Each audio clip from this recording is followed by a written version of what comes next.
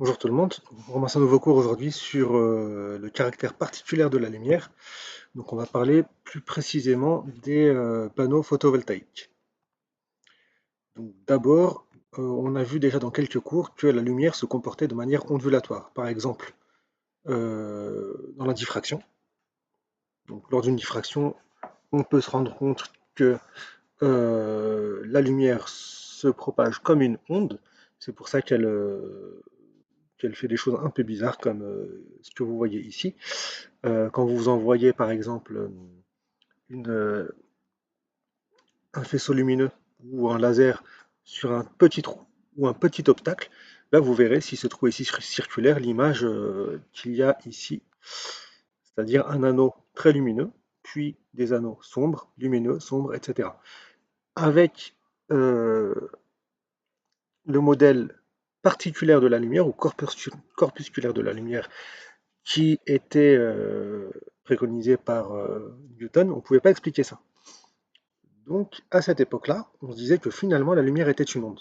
Pareil pour les interférences. Bah, c'est à peu près la même chose, vous reverrez le cours sur les interférences. Donc, quand vous avez deux trous ou deux fentes, bah, il se passe que pour deux fentes, par exemple, vous aurez une bande sombre, une bande claire, une bande sombre, une bande claire, etc. Ici, il y a une petite erreur sur l'écran. Normalement, c'est si vous avez deux fentes horizontales, les bandes sont verticales et inversement.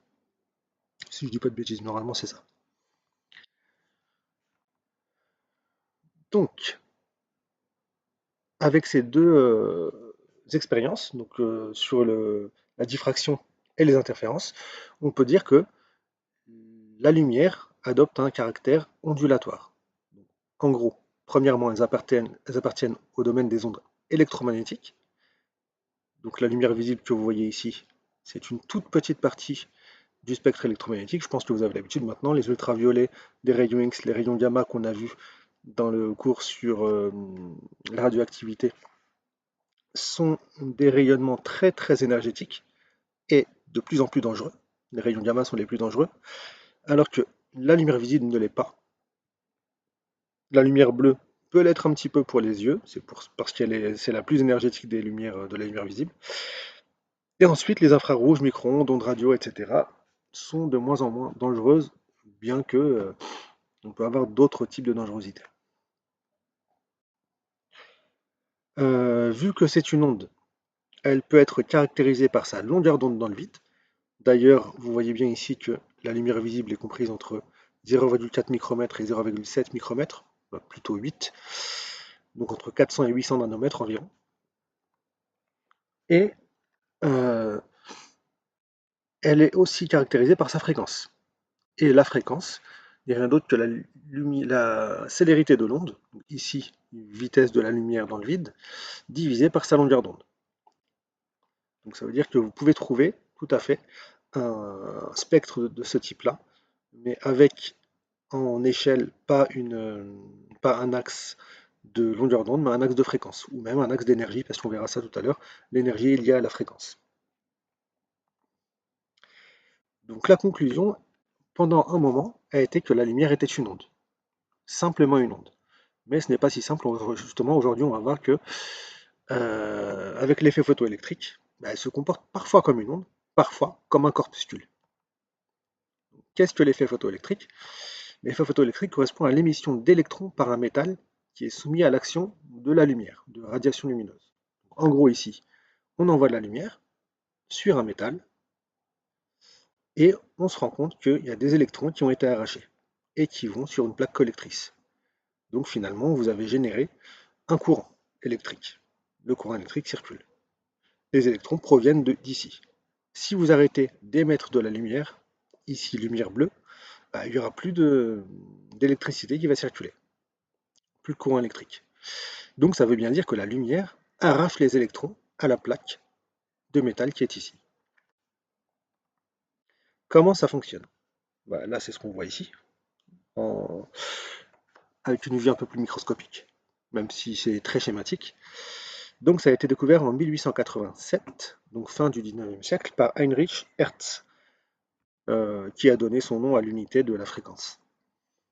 Donc le physicien allemand Lennart montra que seules les radiations de faible longueur d'onde, donc inférieures à 650 nanomètres, c'est-à-dire plus les lumières vers le bleu, on va dire, bleu-violet, peuvent provoquer l'émission d'électrons. C'est pour ça qu'ici on a mis la lumière bleue et pas la lumière rouge, quelle que soit l'intensité du rayonnement incident. Donc ça paraissait bizarre parce que si on mettait de la lumière bleue, même avec une faible intensité, ça fonctionnait. Si on mettait de la lumière rouge, mais avec une très très grande intensité, ça ne fonctionnait pas. Donc l'intensité n'avait pas d'incidence sur cet effet photoélectrique. Donc c'était très compliqué à comprendre à l'époque. Donc c'est ce qu'on vous montre ici. De la lumière bleue avec une grande longueur d'onde, ne se passe rien. De la lumière verte, c'est plus petit que 650 nanomètres. Il y a quelques électrons qui sont arrachés. Et avec de la lumière bleue, donc une plus faible longueur d'onde encore, les mêmes électrons sont arrachés, mais ils ont une plus grande énergie cinétique. Donc on va essayer de comprendre ça et de l'expliquer après. Donc, on va résumer les caractéristiques et les observations de l'effet photoélectrique en quelques points. Donc, premièrement, si la longueur d'onde de la lumière incidente est plus grande qu'une certaine valeur seuil, dans ce cas-là, on a de l'effet photoélectrique. Non, je dis n'importe quoi. L'effet n'a pas lieu. Comme je l'ai dit tout à l'heure, pour la lumière rouge, par exemple, ou lumière jaune, on n'a pas d'effet photoélectrique, quelle que soit l'intensité lumineuse.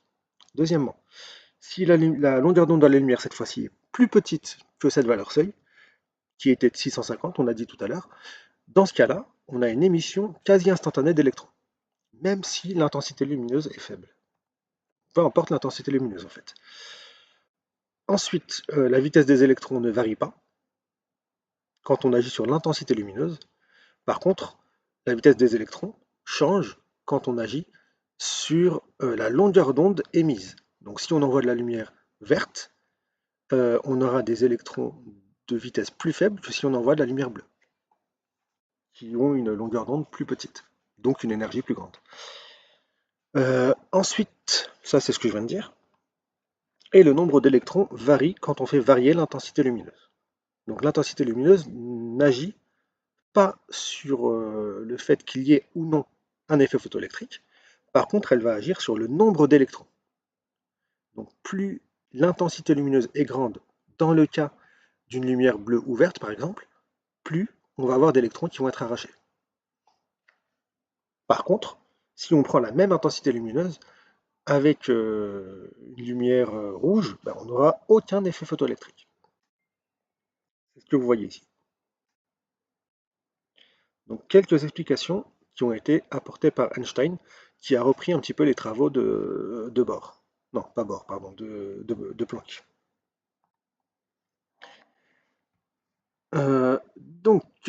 Premièrement, Max Planck avait postulé le fait que l'énergie ne s'échangeait que par paquets.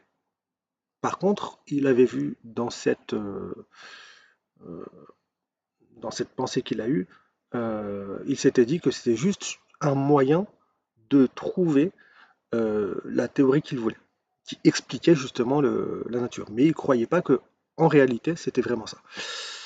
Bon, Einstein, en fait, a repris ses travaux et puis il les a généralisés. Il s'est dit que dans ce cas-là, c'est ce qui va se passer. L'énergie ne s'échange que par paquets. C'est-à-dire que la lumière s'échange par petits paquets. Même la lumière. Pas que l'énergie, mais même l'énergie lumineuse. Donc ça veut dire qu'il va postuler le fait que la lumière, c'est un ensemble de petits paquets d'énergie, qu'il va appeler photons. Donc la photon transporte, c'est une particule de lumière d'énergie, qui transporte, on va dire, une quantité d'énergie précise. Et cette quantité d'énergie dépend, pour Einstein, de la fréquence émise. Donc la quantité d'énergie, donc l'énergie est égale à h, la constante de Planck, multipliée par la fréquence de l'onde émise. Donc ça, c'est l'énergie d'un seul photon.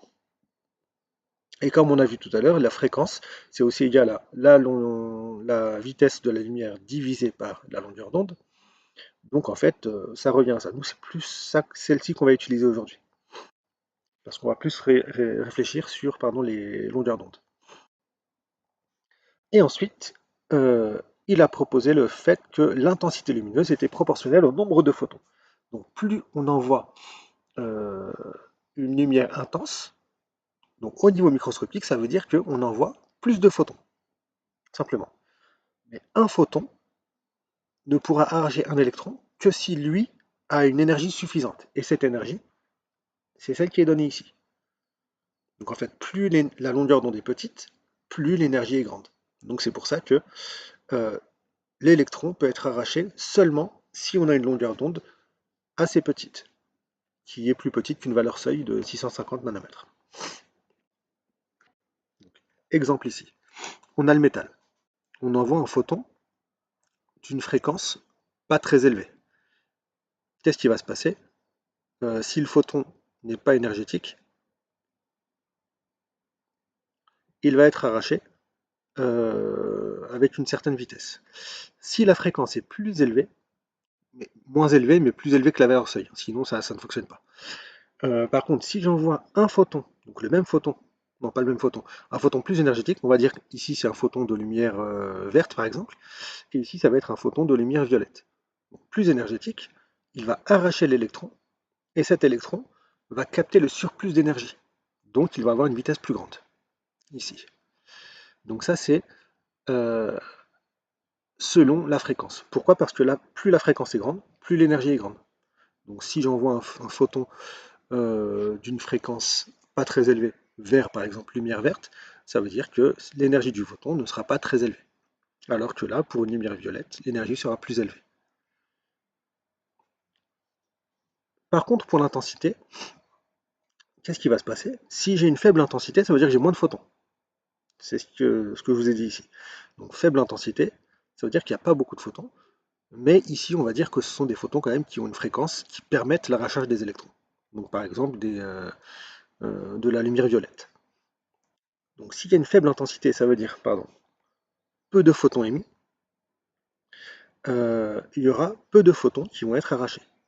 Par contre, une intensité plus élevée pour les mêmes photons vont permettre d'arracher plus d'électrons, plus d'électrons. Donc voilà le rôle de l'intensité, je vous l'avais déjà dit. Donc le photon, dans le modèle particulaire ou corpusculaire, c'est l'idée centrale qui a permis de tout expliquer, d'expliquer l'effet photoélectrique et ensuite justement grâce à cet effet photoélectrique d'aller plus loin dans la physique quantique. Donc dans le modèle particulaire de la lumière, ce que je vous ai dit, c'était qu'un rayonnement électromagnétique est modélisé par un flux de particules, qu'on appelle des photons. Ces photons n'ont pas de masse, pas de charge électrique. Elles sont juste, on va dire, un paquet d'énergie, et qui parcourent l'espace à la vitesse de la lumière. Vu que la lumière, c'est une particule de lumière, en fait, le photon. Donc il va à la vitesse de la lumière. On va dire ici, c'était le modèle ondulatoire, et là c'est le modèle corpusculaire de la lumière. Mais en réalité, la lumière, parfois, elle adopte le modèle particulaire et parfois le modèle corpusculaire, jusqu'à ce que vous trouviez peut-être une explication plus compréhensible. Mais pour l'instant, la physique est comme ça. Donc l'énergie d'un photon est proportionnelle à sa fréquence et inversement proportionnelle à sa longueur d'onde. C'est ce que je viens de vous dire. Ici, vous avez la constante de Planck, qui est une constante. Donc ça veut dire que l'énergie est proportionnelle à la fréquence. Rien à dire de plus ici. Vous avez les énergies habituelles. Les unités habituelles, pardon. Et par rapport à ce que je vous ai dit tout à l'heure, si je vais vers la droite, vous avez des longueurs d'onde croissantes. Si je vais vers la gauche, vous avez des fréquences croissantes. Pourquoi? Parce que l'énergie est proportionnelle à la fréquence et que l'énergie est inversement proportionnelle à la longueur d'onde. En gros, sinon, je pourrais dire directement que la fréquence est inversement proportionnelle à la longueur d'onde. Donc maintenant, qu'est-ce qui se passe quand le photon va venir arracher l'électron? En fait, le photon doit avoir une énergie minimale. On va dire que l'électron est attaché à son métal, et pour pouvoir le détacher, il faut fournir une énergie minimale. Et ensuite, l'électron devra avoir une autre énergie, une énergie cinétique, pour pouvoir s'échapper plus ou moins rapidement. Donc ça veut dire que l'énergie que le photon va apporter non seulement un travail d'extraction, donc pour permettre d'extraire le- l'électron de son métal, mais en plus le surplus d'énergie qu'il va apporter va être utilisé par l'électron pour avoir une certaine vitesse, une énergie cinétique. Donc ça, c'est le travail d'extraction qui est égal à la constante de Planck fois la fréquence seuil, donc la fréquence minimale qu'il faut pour arracher l'électron. Donc si j'ai un électron, un photon par exemple, pardon, d'une certaine énergie, cette énergie du photon, si cette énergie est supérieure à l'énergie qu'il faut pour extraire l'électron, ben, la partie qu'il faudra sera utilisée par l'électron pour se libérer du métal, et l'autre partie de l'énergie va être utilisée par l'électron pour avoir une énergie cinétique, donc une vitesse plus ou moins grande. Donc l'énergie du photon de départ, qui est ici, donc les photons incidents, est égale au travail d'extraction, donc pour arracher l'électron, plus le travail, plus l'énergie cinétique. Donc ça veut dire que plus vous avez une énergie faible du photon, mais suffisante pour extraire l'électron, plus l'énergie cinétique de l'électron sera faible. C'est ce que je vous ai dit déjà tout à l'heure. Donc ici, c'est ce qu'on voit. Donc si j'envoie un photon avec une certaine énergie, une petite énergie, la fréquence et l'énergie sont proportionnelles, donc ça revient au même. Donc si je l'envoie avec une faible fréquence, donc une faible énergie, qu'est-ce qui va se passer? Ben, cette fréquence sera inférieure à la fréquence seuil, donc j'aurai aucun électron qui sera arraché. Par contre, à partir d'une certaine valeur, qui est ici la valeur de la fréquence seuil, ben, l'électron sera arraché et son énergie va augmenter de plus en plus. Par exemple, si j'ai un photon de 4, je ne sais pas quelle est l'unité ici, de 4 quelque chose, ils n'ont pas mis l'unité, ben, l'énergie de l'électron sera de 1. Si j'ai une fréquence de 5, l'énergie de l'électron sera de 2, etc. etc. Donc plus la fréquence augmente, plus mon électron aura une vitesse importante. Et cette fréquence seuil dépend du métal utilisé. Donc ici la fréquence seuil pour le césium, vous voyez que c'est ici c'est l'énergie seuil, c'est pas la fréquence seuil. Donc ici ça va être le travail d'extraction. Le travail d'extraction sera de 2 électronvolts pour le césium, d'environ 3 pour le calcium, d'environ 4 pour l'aluminium, etc. Donc ça veut dire que pour le césium c'est facile d'arracher des électrons. Pour le platine c'est 3 fois plus difficile. On passe de 2 à 6. Il faut 3 fois plus d'énergie. Euh, un petit rappel de ce que vous avez vu l'année dernière. Un atome ne peut exister que dans certains niveaux d'énergie quantifiés. Donc on vient de voir que l'énergie était quantifiée, l'énergie lumineuse était quantifiée parce qu'elle avait, on pouvait dire que c'était un flux de photons. Mais on avait vu l'année dernière déjà que l'énergie aussi était quantifiée, l'énergie d'un atome était quantifiée. Un électron pouvait avoir dans un atome un certain niveau d'énergie, mais son niveau d'énergie, regardez ici, ça c'est l'état fondamental, et tous les autres états, ce sont des états excités. Donc en fait, ça c'est la plupart du temps, on va dire que l'énergie de l'électron est ici.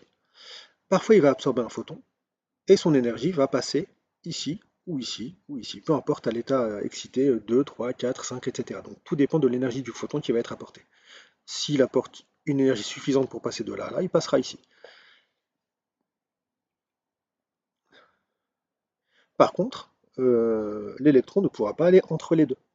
Donc si j'apporte une énergie inférieure à E2-E1, donc il y a un photon qui arrive sur l'atome avec une énergie inférieure à E2-E1, ben, aucun électron euh, ne passera à l'état excité.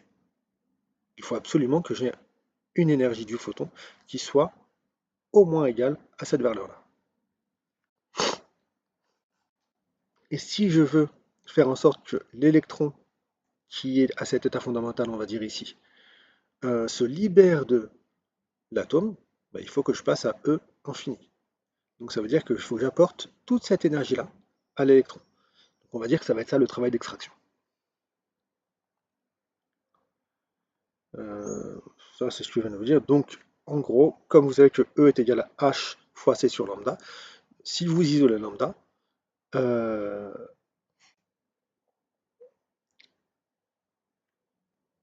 qu'est-ce que vous allez absorber? Ça veut dire que là, imaginez que vous ayez de la matière. Dans la matière, vous avez des atomes, et ces atomes vont absorber de la lumière. Imaginez que vous mettiez la lumière du soleil, par exemple, sur cet élément-là. Qu'est-ce qui va se passer? Ben, vous aurez plusieurs raies qui vont être absorbées.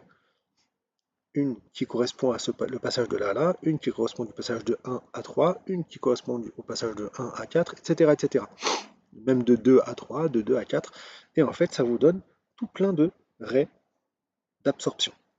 Ce sont les bandes noires qui sont ici. Parce que la lumière du soleil, c'était tout le spectre de la lumière visible, mais certaines raies ont été absorbées parce que certains photons ont été absorbés. Et quand ces photons sont absorbés, bah, ils ne réémettent pas la lumière. Donc c'est pour ça que c'est noir. Donc vous avez un spectre de raies d'absorption. Ici, ça correspond à l'atome de mercure. Dans le cas inverse, si vous avez un atome dont l'électron est déjà à un niveau excité, bah, il va repasser directement à son état fondamental. Comme l'état excité est un niveau d'énergie supérieur à l'état fondamental, donc pour repasser à l'état fondamental, il va libérer de l'énergie. Donc comme il libère de l'énergie, le delta E sera négatif. Ce sera E final moins E initial, donc E1 moins E2. Comme E1 est plus petit, vous aurez quelque chose de négatif. C'est pour ça qu'en général, on va mettre une valeur absolue ici. Parce qu'en fait, le moins correspond au fait que on perd de l'énergie, donc on émet un photon. Alors que quand c'est positif, on gagne un photon, on gagne de l'énergie. Donc ici, pour calculer la longueur d'onde, le fait d'émettre ou d'absorber, on n'en a pas besoin dans le calcul, donc on va mettre directement une valeur absolue à ce delta E. Ce qui va parce qu'on ne peut pas avoir une longueur d'onde négative. Donc là, en fait, les euh, photons qui vont être émis par, par cette interaction photon-matière correspondent exactement à ce qui a été absorbé tout à l'heure. Donc si j'avais mis cette image ici au-dessus de celle-ci, vous auriez vu que les bandes sombres de tout à l'heure correspondent aux bandes lumineuses de celle-ci. Donc ça, c'est le spectre d'émission de l'atome de mercure. En fait, c'est la signature d'un élément chimique. Ils ont toujours les mêmes raies d'absorption ou d'émission, à la même position. Donc maintenant, on va rentrer dans le vif du sujet. Comment fonctionne un panneau photovoltaïque? Donc un panneau photovoltaïque, ou un panneau solaire, c'est un semi-conducteur. Semi-conducteur, ça veut dire que ça conduit l'électricité, mais à moitié. On va voir pourquoi. Donc c'est un matériau qui a une conductivité électrique située entre les conducteurs et les isolants. À moitié conducteur, à moitié isolant. Ils sont isolants à l'état naturel, à 0 Kelvin, ce qui n'arrive jamais, hein, mais à une certaine température, ils vont être un petit peu conducteurs. Soit une élévation de température, soit un rayonnement électromagnétique, etc., etc. Donc, dans certaines conditions, ils vont devenir conducteurs. Ils forment une structure cristalline, je vais vous montrer ce que c'est après. Vous avez en fait, c'est un cristal que vous avez déjà vu en enseignement scientifique, euh, qui est par exemple composé de silicium. Nous, c'est l'exemple qu'on va voir ici. Un panneau photovoltaïque à base de silicium, qui sont disposés de manière régulière, et qui forment des liaisons covalentes entre eux. Donc un atome de silicium, vous verrez tout à l'heure que sur la couche de valence, il y a 4 électrons, un petit peu comme le carbone, et ces 4 électrons vont pouvoir faire 4 liaisons. Et en fait, les 2 électrons qui sont là, il y en a un qui a ce silicium-là, et un qui a ce silicium-là. Donc ça va faire une liaison covalente ici. Donc j'aurais pu mettre un trait comme ça pour montrer la liaison. Mais j'aurais besoin de vous montrer les électrons, donc je préfère laisser les électrons ici. Vous pouvez augmenter la conductivité du matériau, donc du semi-conducteur, en, en faisant ce qu'on appelle un dopage. Donc on incorpore des impuretés dans le matériau. Donc ici, on va y incorporer quelques atomes de phosphore. Pourquoi phosphore? Parce que le phosphore a un proton de plus que le silicium. Donc il a un électron de plus. Et cet électron, on le voit ici. Il y a toujours un électron en plus ici, au niveau du phosphore. Donc ça, c'est ce qu'on appelle le dopage de type N négatif. Pourquoi? Parce que l'électron est négatif. Et de l'autre côté, on va doper donc cette plaque de silicium qui est ici avec des atomes de bore. Pourquoi du bore? Parce que le bore a un proton de moins que le silicium. Donc il est juste avant dans le tableau périodique. Donc le phosphore est juste après le silicium et le bore est juste avant le silicium. Ça veut dire qu'il va avoir un électron de moins dans sa couche de valence. Donc vous verrez après, je vous montrerai, donc il aura ce qu'on appelle une lacune électronique. Donc ici, il y aura un endroit où il manquera un électron pour pouvoir se lier à ses voisins. Donc il manque un électron ici, ici, ici et ici. Donc on appelle ça des trous. Donc les trous, on va dire que c'est positif, même si c'est un manque d'électrons. Donc un manque de moins, on va dire que c'est plus. Et un électron, on va dire que c'est négatif. C'est pour ça ici que ici on va appeler ça un dopage de type N, négatif, et ici un dopage de type P, pour positif. Donc qu'est-ce qui va se passer? Première chose à savoir, déjà, quand vous avez un atome, il a certains niveaux d'énergie. Quand vous avez deux atomes, vous avez certains niveaux d'énergie. Par contre, ils ne vont pas être au même niveau. Les deux atomes ne vont pas être au même niveau. Il y aura un tout petit décalage. Quand vous avez 8 atomes, pareil, il y aura des décalages. Donc, quand vous avez beaucoup d'atomes, par exemple un solide, qui est constitué de plein d'atomes, une structure cristalline, on va pas avoir des niveaux d'énergie, on va avoir des bandes d'énergie. Par exemple, pour les isolants, on a une bande d'énergie. Pour les électrons de cœur, les électrons de cœur, c'est ceux qui sont situés le plus proche du noyau. Donc ils ont la plus petite énergie, on va dire. Euh, alors que les bandes de valence, donc celles qui permettent de lier les électrons, vont avoir on a une bande aussi. Et pareil, pour la conduction, on aura une bande. On n'aura pas un niveau d'énergie. Le problème pour les isolants, c'est que entre la bande de valence et la bande de conduction, donc qui permet de conduire l'électricité, on va avoir un gap trop important. Donc une bande interdite, qu'on appelle gap, parce que l'énergie entre les deux, donc si on faisait le calcul, serait supérieure à 5,5 électronvolts. Donc comme c'est supérieur à 5,5 électronvolts, un électron ne peut pas passer de la bande de valence à la bande de conduction. Pour ça, il faudrait qu'il absorbe un photon d'une longueur d'onde de 226 nanomètres, donc des ultraviolets, qui ne courent pas les rues. Donc c'est plutôt compliqué. Pour les conducteurs, bah, vous l'aurez peut-être compris, ce gap entre la bande de valence et la bande de conduction va être bien plus petite, même beaucoup plus que plus petite. Qu'est-ce qui va se passer? La bande de valence est plus grande, la bande de conduction est aussi plus grande. Et vous voyez ici que on a un chevauchement entre les deux.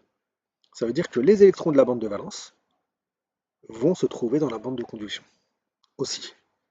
Il y a un chevauchement. Donc ça veut dire que un métal qui est conducteur, beaucoup de ses électrons de valence seront dans la bande de conduction. Ce qui fait que ça pourra conduire de l'électricité. Maintenant, les semi-conducteurs, qu'est-ce qui va se passer? On est entre les deux. Donc on a une bande de valence qui est un peu plus grande que pour les isolants, une bande de conduction un peu plus grande aussi. Donc on a un gap, cette fois-ci on n'a pas de chevauchement, mais ce gap sera beaucoup plus petit que pour les isolants. Il sera de l'ordre, pour le silicium par exemple, de 1,1 électronvolt. 1,1 électronvolt, ça veut dire que si on envoie un photon de 1130 nanomètres, ça suffit pour faire passer un électron de la bande de valence à la bande de conduction. 1130 nanomètres, c'est moins énergétique que la lumière visible. C'est de la lumière infrarouge. Donc ça arrive tout le temps. Donc les semi-conducteurs vont conduire assez facilement l'électricité. Et encore plus si on les dope. Donc les cellules photovoltaïques, qu'est-ce qu'elles vont faire? Donc en fait, il y a la lumière du soleil qui arrive sur la cellule photovoltaïque, qui est constituée de silicium dopé au phosphore et au bore. Euh, Ces rayons de lumière, qui sont constitués de photons, vont arracher des électrons, et ces électrons vont alimenter un courant électrique, un circuit électrique. Donc c'est assez simple, mais c'est un peu plus compliqué que ça en réalité. Mais le résumé est assez simple.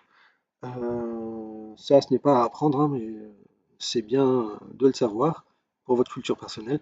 Vous avez plusieurs types de cellules photovoltaïques.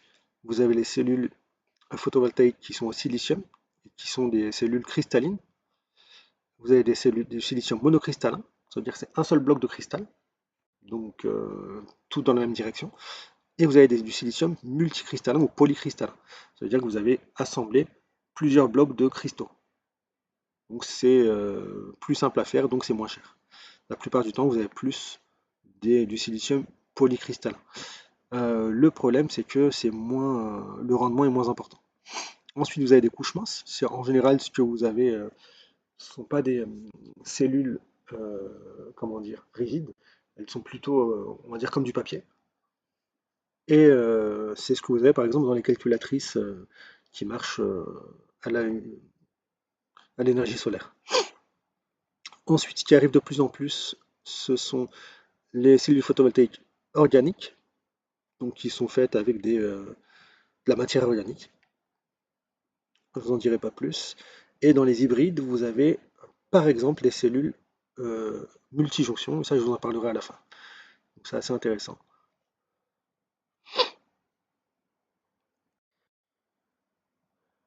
Donc, qu'est-ce que vous avez dans une cellule photovoltaïque? On a dit que vous aviez du silicium dopé au phosphore et au bore. Qu'est-ce que le silicium? C'est un atome qui a un numéro atomique de 14. Donc 14 protons. Comme le silicium est un atome, il est électriquement neutre, donc il a aussi 14 électrons. Donc sa structure électronique sera 1s2, 2s2, 2p6. Il reste 4 électrons, donc 3s2, 3p2. Mais ici, j'aurais besoin de vous expliquer ce que vous verrez à l'université.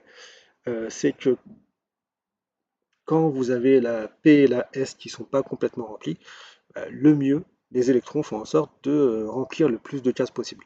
Donc en fait, les S et les P, on va dire que ce sont des tables qui sont assez proches. S, c'est une table, P, c'est trois tables collées. Ben, elles vont se rassembler. On va appeler, on va appeler cette grande table maintenant, on va l'appeler SP3. Et dans cette SP3, on va avoir 4 électrons. Vous voyez ici, normalement vous avez la 3S et la 3P. La 3P, c'est 3 cases. Là, on a tout rassemblé et on a mis un électron de chaque. Ce qui fait que on a un électron célibataire à chaque fois. Donc, le symbole de Lewis du silicium est le même que celui du carbone. Donc, le silicium peut faire 4 liaisons, c'est ce que je vous ai montré tout à l'heure. Ensuite, le phosphore. C'est un atome qui a un numéro atomique de 15, donc il a un électron supplémentaire. Donc cet électron supplémentaire, qu'est-ce qu'il va en faire? Euh, on va avoir 5 électrons ici. Je me suis trompé ici, pardon. Je me suis trompé, désolé. En fait, vous avez une case en plus, normalement. Vous avez une case en plus ici, avec un électron. Donc vous avez 5 électrons célibataires. Vous voyez, vous avez la 3S, la 3P et une partie de la 3D qui ont fusionné. On n'a pas parlé de la 3D en seconde, mais avec certains, je vous avais dit que dans la couche numéro 3, il y avait une autre sous-couche que la S et la P. Donc c'est la numéro D. C'est la sous-couche D. Donc ici, en réalité, vous avez 5 électrons célibataires. Donc je me suis trompé ici. Cet électron-là, il est dans une autre case. Donc le phosphore pourra faire 5 liaisons. Mais comme il sera dans une structure de silicium, il ne pourra se lier qu'avec 4 atomes de silicium. Parce que la structure est faite pratiquement que d'atomes de silicium, donc il va s'insérer dedans. Donc il aura un électron excédentaire, qui sera celui-ci. Donc ce sera un électron mobile. Ensuite le bore, cette fois-ci, lui, il a un électron déficitaire. Pourquoi? Parce qu'il a un un proton de moins, donc un électron de moins que le silicium. Donc cette fois-ci, c'est juste la 3s et deux cases de la 3p qui vont fusionner. Et là-dedans, vous aurez un électron de chaque. Ça veut dire que dans cette case-là, vous n'aurez aucun électron. Donc vous aurez une case vide, qu'on appelle une lacune électronique, ou un trou. Donc ça veut dire que si quelqu'un veut bien lui donner un électron, elle sera preneuse. Donc le bore sera preneur. Donc voilà pour les structures électroniques. Donc qu'est-ce qui va se passer ici? Vous avez la zone N, la zone P, et ici la jonction entre les deux, on va appeler la jonction PN. Vous voyez ici que vous avez 4 électrons excédentaires. Et ici vous avez 4 trous. Le problème c'est que euh, ceux qui sont trop loin ne vont pas être accessibles. Pas tout de suite. Ce qui va arriver, c'est ce qui sera le plus proche de la jonction PN. Donc ici, cet électron va se déplacer pour se recombiner avec ce trou-là. Et cet électron va venir se recombiner avec ce trou-là. Finalement, qu'est-ce qu'on va avoir? Ici, j'ai perdu un électron, donc je deviens positif. Pareil pour là. Donc ici, j'ai formé deux cations. Alors qu'ici, j'ai gagné un électron. Donc le bord devient négatif, ça devient un anion. Pareil pour celui-ci. Dites-vous que en réalité, vous avez des milliards et des milliards et des milliards d'atomes. Donc là, j'en ai que deux ici, mais en réalité, vous avez, même si c'est une toute faible proportion par rapport au silicium, vous avez des milliards et des milliards de cations qui se forment au-dessus ici. Pareil pour les anions qui se forment ici. Donc qu'est-ce qui va se passer?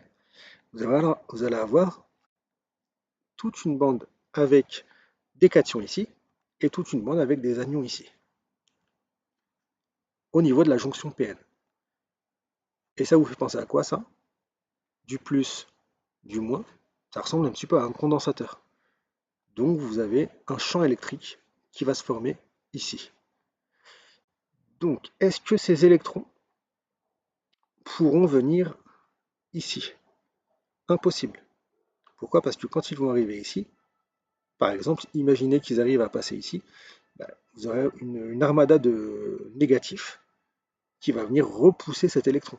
Donc l'électron sera obligé, pour venir se recombiner avec ce bord-là, de passer par un circuit extérieur.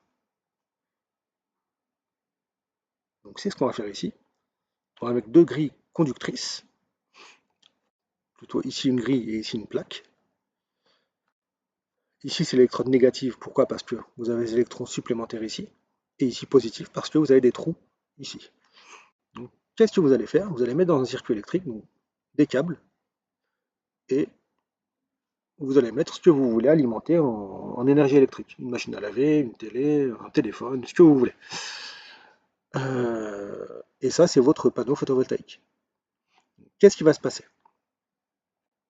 Pour l'instant, cet atome est bien ici. Il va rester ici. Il peut se balader, il est mobile. Donc il est dans la zone de conduction. Mais rien ne dit qu'il va passer ici. Qu'est-ce qu'il faut faire pour qu'il passe ici? On va envoyer de la lumière du soleil. Que va faire la lumière du soleil? Ce sont des photons qui proviennent du rayonnement solaire, et ces photons vont venir arracher les électrons de la bande de conduction aux photons. Et ça peut même venir arracher des électrons du silicium, hein. C'est possible aussi, parce qu'on l'a vu tout à l'heure que ça fonctionnait très bien. Donc les photons sont les phosphores, pardon, sont là pour, on va dire, améliorer le rendement. Mais s'il n'y avait que des atomes de silicium, ça marcherait aussi tout aussi bien. Donc les électrons, qu'est-ce qu'ils vont faire? Ils sont arrachés un petit peu partout ici par les photons. Si ces photons sont assez énergétiques et qu'ils ont dépassé la valeur seuil, et ces électrons, bah, ils voudraient bien en fait venir combler les trous qui sont là, mais pas possible. Donc qu'est-ce qu'ils vont faire? ils vont passer par ce circuit électrique pour passer ici et venir combler ces trous. Donc vous avez un courant électrique qui va de la borne positive vers la borne négative.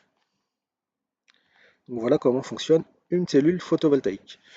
Donc la lumière du soleil, vous avez un courant, je vous ai expliqué ce qui se passe à l'intérieur, un courant continu qui passe. Ici, au niveau de l'onduleur, vous avez un courant alternatif qui est formé. Et ensuite, vous avez le compteur, etc., etc. Vous pouvez faire fonctionner vos appareils. Et vous pouvez aussi, si vous avez de l'énergie supplémentaire, le donner, le vendre, cette énergie électrique, vous pouvez la vendre au réseau de distribution. Donc, le rendement d'une cellule photovoltaïque. Ça, vous l'avez vu normalement en enseignement scientifique. Donc, l'énergie du soleil, qui est une énergie rayonnante, et l'énergie qui est reçue par le système, qui est la cellule photovoltaïque. Donc, on a une puissance lumineuse qui provient du soleil, ou une énergie lumineuse. Ça fonctionne avec les deux, énergie ou puissance. Cette cellule photovoltaïque va transmettre son énergie au réseau électrique, sous une certaine puissance, qu'on va appeler puissance électrique maximale, on va voir ce que c'est après. Et il y a une perte avec le milieu extérieur sous forme thermique. Donc ça, vous l'avez déjà vu plusieurs fois.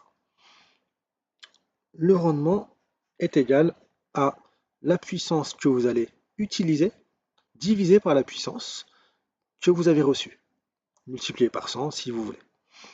Donc c'est la puissance électrique maximale divisée par la puissance lumineuse du soleil, ou radiative, multiplié par 100. Sauf que la puissance du soleil, on n'y a pas accès. Elle dépend de la surface de votre panneau photovoltaïque et elle dépend aussi de l'ensoleillement. Donc l'ensoleillement, c'est ce que vous avez ici. Donc c'est le flux thermique surfacique, qu'on peut appeler aussi puissance, peu importe, puissance surfacique, parce qu'un flux thermique c'est une puissance. Donc ça c'est le flux thermique surfacique. Et on va donner quelques valeurs tout à l'heure. Et ça c'est la surface de la cellule ou du panneau photovoltaïque. Donc plus votre cellule est grande, plus vous allez capter de la lumière. Donc plus votre puissance lumineuse sera grande.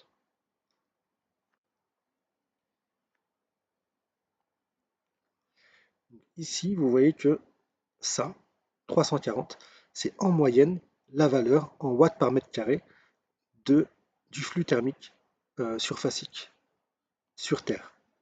C'est une moyenne. Ça veut dire que sur tout le globe, vous avez 340 watts par mètre carré. Mais comme vous avez des endroits où il fait nuit, d'autres endroits où il fait très, très chaud, etc., donc parfois vous pouvez atteindre du 1000 watts par mètre carré. Ça arrive aussi. Donc, qu'est-ce qui se passe? Le Soleil a une certaine puissance thermique. Donc on voit un certain flux thermique. Il y a une toute petite partie qui arrive sur notre Terre, ou plutôt aux abords de l'atmosphère. Une toute petite partie. Tout le reste va ailleurs dans l'espace. De cette partie qui arrive au niveau de l'atmosphère, ben, ici vous avez un disque dont la surface est de pi r carré, pardon. Mais en fait, la surface d'une sphère est 4 fois plus grande. C'est 4 fois pi r carré. Donc ça veut dire que on va devoir diviser par 4 le flux qui arrive ici pour pouvoir le distribuer sur toute la Terre. Donc déjà qu'on a perdu une grosse partie de la puissance du Soleil parce qu'il y a une toute petite partie qui arrive ici, on a dû ensuite la diviser par 4. Donc en gros, finalement, ce qui arrive, c'est ce que je vous ai dit tout à l'heure, 342 watts par mètre carré. Une partie est absorbée par l'atmosphère, une partie est absorbée par la Terre, etc., etc. Une partie est rejetée. On avait déjà vu ça et vous l'avez déjà vu en SVT. On va faire juste quelques petits calculs. La loi de Wien stipule que le produit de la longueur d'onde pour laquelle un corps noir émet la plus grande intensité lumineuse par sa température est constante. Donc le lambda max fois la température en Kelvin est constante et vaut toujours environ 2,9 fois 10 puissance -3. Donc c'est ce que vous voyez ici. Donc ça, c'est l'énergie lumineuse, c'est l'intensité lumineuse du Soleil. Donc elle envoie un pic au niveau de la lumière visible. Donc c'est pour ça que le Soleil nous permet de voir. Elle envoie un petit peu le Soleil envoie un petit peu d'infrarouge d'infrarouge pardon et d'ultraviolet ici. Peu d'ultraviolet, c'est pour ça que vous pouvez avoir des cancers si vous prenez trop de soleil. Ici, le pic, il est à environ 500 nanomètres. Donc en faisant le calcul, je peux calculer la température de la surface du Soleil. Je fais ça divisé par 500 nanomètres et ça me donne environ 5800 Kelvin. Donc je sais que le Soleil a une température d'environ 5800 Kelvin ou 5500 degrés Celsius. Donc sans avoir à prendre un thermomètre et à aller sur le Soleil. Juste en observant la lumière du Soleil et en faisant son spectre. Ensuite, une fois qu'on a la température du Soleil, ou d'une étoile, peu importe, ici c'est le Soleil qui nous intéresse, on peut calculer, grâce à la loi de Stefan Boltzmann, qu'on a vu sur le chapitre thermodynamique, on peut calculer le flux thermique surfacique de l'étoile. La loi de Stefan Boltzmann dit que le flux thermique surfacique de l'étoile est proportionnel à sa température surfacique puissance 4. Donc comme cette constante sigma est une constante, on la connaît, on n'a plus qu'à calculer phi donc, pour le Soleil. Et je ne vous ai pas mis le calcul, mais le résultat vous donne 6,4 fois 10 puissance 7 watts par mètre carré. Donc, ça veut dire que le flux thermique surfacique au niveau du Soleil, c'est 6,4. Au niveau de la surface du Soleil, c'est 6,4 fois 10 puissance 7 watts par mètre carré. Et que la température surfacique est d'environ 5800 Kelvin. Donc maintenant, ce qui nous intéresse, nous, c'est pas le flux thermique au niveau de la surface du Soleil, mais c'est une fois qu'il a parcouru toute la distance pour aller jusqu'à la Terre. Donc c'est ce qu'on va faire. On va calculer d'abord la puissance du Soleil grâce à ce flux thermique surfacique. La puissance, c'est aussi le flux thermique. Donc vu qu'on a le flux thermique surfacique, on peut le multiplier par la surface du Soleil. Et je vous ai dit tout à l'heure que la surface du Soleil, qui était une sphère, c'est 4 fois pi fois r au carré. Donc le rayon du Soleil, on le connaît, on n'a plus qu'à faire cette application numérique et à le multiplier par le phi qu'on a trouvé tout à l'heure. Et ça nous donne une puissance du Soleil ou flux thermique du Soleil de 3,9 fois 10 puissance 26 watts.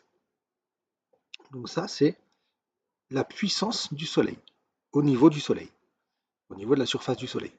Maintenant, une fois que ça va parcourir toute la distance jusqu'à la Terre, donc ces 150 millions de kilomètres qui sont là, ben en fait, toute cette puissance, elle va être dissipée dans toutes les directions.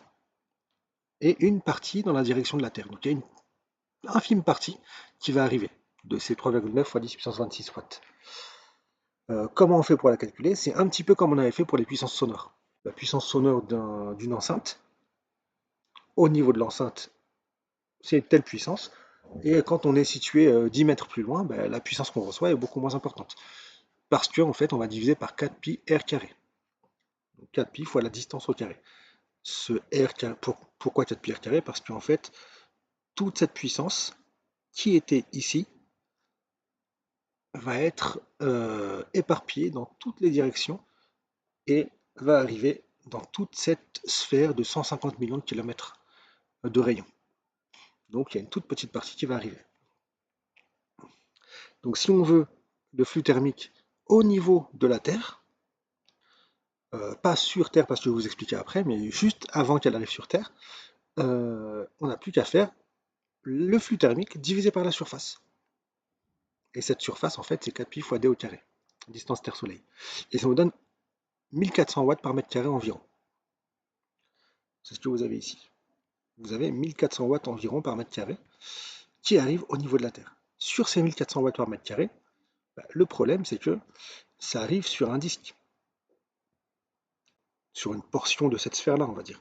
Sur une portion de la sphère, on va dire. Imaginez que la Terre soit ici, ça arrive sur une toute petite portion. Mais comme cette petite portion est très très très éloignée, on a l'impression que c'est un disque en fait. Même si c'est un tout petit peu courbé. Or, la surface d'un disque est de pi r carré, pardon, mais toute cette énergie-là, surfacique, cette puissance surfacique, va devoir être distribuée sur toute la surface du globe, à travers les océans, les vents, etc. etc. Donc en fait, va devoir être dispatchée sur 4 pi r carré. Donc ça veut dire qu'on va diviser par 4 cette puissance reçue au niveau de l'atmosphère. Donc ça nous donne finalement une puissance surfacique sur la surface de la Terre, moyenne, qui est de 340 watts par mètre carré. C'est ce qu'on avait vu tout à l'heure dans les schémas que je vous ai montrés, 342 plus exactement. Donc ça, c'est une moyenne. En réalité, si vous habitez par exemple à l'équateur, au niveau de l'équateur, en plein été, vous pouvez recevoir 1000 watts par mètre carré. Si vous habitez dans une région, dans une région très peu ensoleillée avec beaucoup de nuages, vous recevrez peut-être moins. Et pendant la nuit, vous recevrez beaucoup moins aussi. Donc ça, c'est vraiment une moyenne. Donc c'est ça qui va nous permettre de calculer le rendement d'une cellule photovoltaïque. Parce que la puissance électrique maximale, c'est ce que vous avez ici. Donc le rendement dépend, comme je vous l'ai dit, euh, de la cellule photovoltaïque, mais aussi de là où vous habitez. Donc le monocristallin a un rendement de 16 à 24%. Donc c'est pas mal pour une cellule photovoltaïque. Le polycristallin, je vous ai dit que c'était moins cher tout à l'heure, a un rendement moins important, donc de 10 à 18%. Le amorphe, la cellule photovoltaïque amorphe, qui est encore moins chère parce qu'elle est toute fine et faite avec des matériaux moins chers, a un rendement très faible, donc de 6 à 9%. C'est ce qu'on utilise dans les, on va dire dans les babioles, de petites calculatrices qui marchent au solaire, etc., etc. Et celle qui a le plus, pour l'instant, je crois, un rendement élevé, c'est la cellule multijonction. Pourquoi? Comment est-ce qu'elle fonctionne? Euh, Si j'envoie sur la cellule, celle-ci, monocristalline par exemple, si j'envoie, on va dire que c'est 1,1 électronvolt le gap. Si j'envoie un rayonnement avec des photons de 1,1 électronvolt, donc ils vont être absorbés. Et l'électron va récupérer cette énergie de 1,1 électronvolt. Si j'envoie 2 électronvolts, ben, il y a seulement 1,1 électronvolt qui vont être absorbés. Le surplus va juste servir à l'électron à avoir une énergie cinétique plus importante. Mais ça ne va pas servir au circuit électrique. Donc même si vous envoyez des photons plus énergétiques, ben, vous n'allez pas pouvoir avoir un rendement supérieur. Alors que dans une cellule multijonction, ben, on a plusieurs couches. Donc on a plusieurs couches qui sont faites de matériaux différents. Ce qui fait que les gaps vont être différents. Dans cette couche-là, on aura un gap de 1 électronvolt. Dans cette couche, un gap de 1,4. Dans cette couche, un gap de 1,9. Ça veut dire que si j'ai un rayon qui arrive et qui est de 0,5 électronvolts, ben, ça va passer à travers. Parce que rien ne va être absorbé. Ça, c'est le minimum pour être absorbé. Si j'ai un photon de 1,2 électronvolts, par exemple, qui arrive ici, il ne va pas être absorbé là ni là parce que c'est trop faible. Par contre, il va être absorbé ici. Donc j'aurai une perte de 0,2 électronvolts parce que j'aurai seulement un qui va être absorbé. Si j'ai un photon de 1,7 électronvolts qui arrive, il va être absorbé par la deuxième couche. Alors que si je n'avais qu'une couche qui serait absorbée ici, donc sur les 1,7, je n'aurais pu récupérer que 1 électronvolt. Donc j'aurais eu 0,7 de perte. Alors que la deuxième couche me permet de n'avoir que 0,3 électronvolts de perte. Et si j'ai 2 électronvolts, un photon de 2 électronvolts qui arrive, bah, il va être absorbé par la troisième couche. Et je n'aurai que 0,1 électronvolt de perte au lieu de 1 électronvolt de perte si je n'avais qu'une seule couche. J'espère que vous avez à peu près compris. Donc voilà pour le rendement d'une cellule photovoltaïque. Je vais aller un petit peu plus loin maintenant. Comment est-ce qu'on calcule comment est-ce qu'on mesure le rendement? On mesure puis on calcule le rendement d'une cellule photovoltaïque. Ben, on le fait grâce à une courbe de ce type-là. Comment est-ce qu'on fait une courbe de ce type-là? C'est une courbe intensité-tension. La courbe intensité-tension, ce sont les courbes qui sont en très plein. alors que les courbes en pointillés, ce sont les courbes puissance en fonction de la tension. Donc ça, les rouges, c'est pour un ensoleillement, donc un flux thermique surfacique de 1000 watts par mètre carré. Ça, c'est le maximum sur Terre, on va dire, à peu près. La bleue, c'est à 750 watts par mètre carré, et la verte, 400 watts par mètre carré. Et on est à 25 degrés à chaque fois. Donc ça dépend de l'ensoleillement, pas de la température. Dans ce cas-là, en tout cas. Ça dépend des deux, bien sûr, mais ici, on est à 25 degrés à chaque fois. Donc imaginons qu'on soit à 25 degrés et qu'on ait un ensoleillement, donc un flux thermique surfacique de 1000 watts par mètre carré. Donc, comment calculer le rendement de la cellule photovoltaïque? Ben, déjà, le flux thermique surfacique, on l'a, c'est 1000 watts par mètre carré. La surface du panneau photovoltaïque, ben, si c'est chez vous, vous savez ce que vous avez mis, donc vous connaissez sa surface. Ben, il suffit de calculer maintenant, ou de mesurer, euh, la puissance électrique maximale. Donc, je vous rappelle que le rendement, c'est la puissance électrique maximale divisée par le flux thermique surfacique fois la surface. Et fois 100 pour l'avoir en pourcentage. Donc là, on a tout ce qu'il faut. Tout ce qui nous manque, c'est la puissance électrique maximale. Ben, elle est donnée ici. Vous prenez le pic et vous faites un projeteur orthogonal au niveau de leurs données. Ça vous donne 102 watts. Donc une puissance maximale de 102 watts et qui est rendue possible par une tension de 18 volts que vous avez ici et une intensité que vous trouvez ici de environ 5,5-5,6 ampères. Donc, nous, ce qui va nous être utile, c'est la puissance électrique maximale, donc les 102. Si on est à 750 watts par mètre carré, on trouve 66 watts. Et si on est si on a un flux thermique surfacique de 400 watts par mètre carré, on trouvera une puissance maximale de 29 watts. Donc vous voyez que la puissance est très dépendante de l'ensoleillement, donc du flux thermique surfacique. Si vous êtes dans une région très peu ensoleillée, votre puissance électrique maximale sera assez faible. Donc votre rendement sera assez faible aussi. Donc, comment ici faire pour... je vous remonte rapidement. Donc ça dépend aussi de la température. Donc, ça veut dire que ici, la tension que vous allez récolter dépend aussi de la température. Mais ça, c'est très peu demandé. Donc, ce qui m'intéresse, c'est surtout ici calculer un rendement à partir de ces courbes-là. Donc, imaginez que vous soyez dans votre lycée, en Île-de-France. Le flux thermique surfacique est d'environ 750 watts par mètre carré. Je ne me suis pas renseigné, je ne sais pas exactement c'est combien en réalité. Imaginez que vous soyez à 25 degrés et que l'ensemble des panneaux photovoltaïques que vous ayez sur votre lycée, je pense que sur le nôtre on n'en a pas, dans le nôtre on n'en a pas, mais bon, et une surface de 3,50 mètres carrés. Comment calculer le rendement? On sait que le rendement, c'est la puissance électrique maximale sur le flux thermique surfacique, donc qui est de 750 watts par mètre carré dans notre cas, fois la surface de la cellule, plutôt la surface du panneau ici, photovoltaïque, qui sera de 3,50 mètres carrés. Donc il ne nous reste plus qu'à calculer ou à trouver la puissance électrique maximale. Ici, on sait qu'on est à 750 watts par mètre carré, donc on va prendre la courbe bleue. On sait qu'on est à 25 degrés, je ne l'ai pas mis ici, mais bon, on va dire qu'on est à 25 degrés. Donc la courbe bleue, celle-ci ou celle-ci. Donc je vais prendre le maximum, ce qui m'intéresse c'est la puissance, donc je vais prendre la courbe en pointillé, et je prends son pic. Une fois que j'ai son pic, je fais le projeteur orthogonal. Je trouve ici environ 330 watts. Ça, c'est la puissance électrique maximale. Donc, il ne me reste plus qu'à faire l'application numérique. 330 divisé par 750 fois 3,50, j'ai oublié un zéro ici, ça me donne 12,6%. Donc voilà comment on calcule un rendement d'un panneau photovoltaïque. 12,6%, j'aurais pu vous poser la question, à votre avis, c'est quel type de panneau photovoltaïque? Est-ce que c'est monocristallin, polycristallin? Est-ce que c'est